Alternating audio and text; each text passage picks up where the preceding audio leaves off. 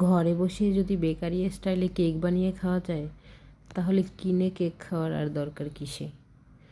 তো চলুন বন্ধুরা, আজকে আপনাদের সাথে কেকের পুরো রেসিপিটা শেয়ার করব। আসসালামু আলাইকুম এভরিওয়ান। আজকে আমি কেক বানানোর জন্য 60টি ডিম নিয়েছি। 60টি ডিম মিক্সার মেশিনে দিয়ে এখানে আমি 350 গ্রাম চিনি দিয়ে ভালোভাবে চিনি আর ডিমকে মিশিয়ে নেব ফোম হওয়ার আগ পর্যন্ত।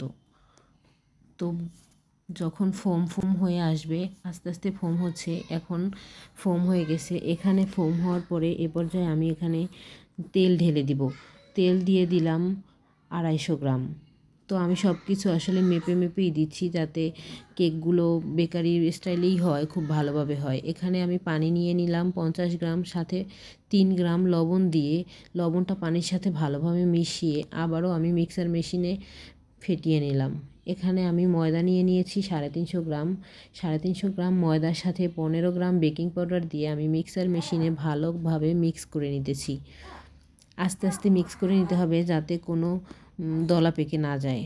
তো এখানে মিক্স করার পরে আমি কেকের যে বাটিগুলো ছিল ওগুলোতে ভালোভাবে তেল ব্রাশ করে নিলাম। এখানে আমি কোনো ফ্লেভার ইউজ করি নাই, কারণ ফ্লেভার থাকলে আসলে এটা স্কিপও করতে পারেন, কেউ দিতে চাইলে দিতে পারেন। এখানে আমি কেকের ডোগুলো ভালোভাবে ঢেলে নিচ্ছিলাম যাতে কোনো হাওয়া না থাকে। তারপর কেক দেওয়ার পরে এভাবে হাতটা ভিজিয়ে 2-3 বার করে দাগ টেনে দিবেন যাতে কেকটা ফেটে যায়, দেখতে সুন্দর লাগবে।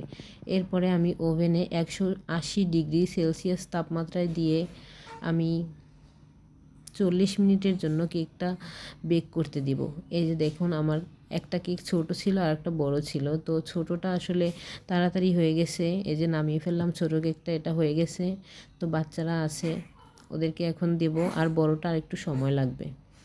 তো এই যে ছোট কেকটা বের করে এখন কাটবো। দেখেন কত সুন্দর করে স্পঞ্জ হয়েছে এবং খেতেও খুব সুস্বাদু লাগছে। বাসায় বানানো কেকের যে মজা, এটা আসলে আমরা কিনে খাওয়ার কেকে পাওয়া যায় না।